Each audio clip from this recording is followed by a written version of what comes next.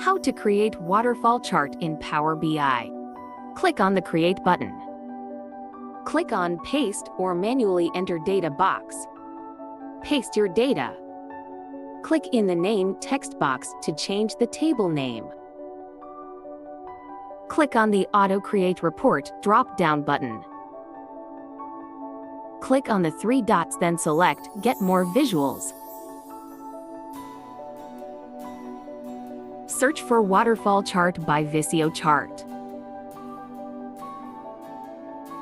Click on the Waterfall Chart icon to add in the report.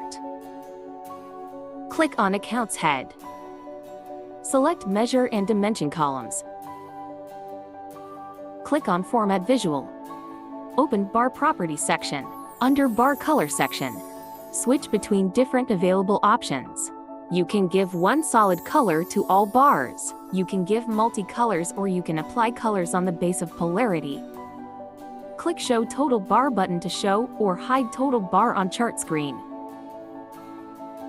Click on the File button and select Save option from drop-down.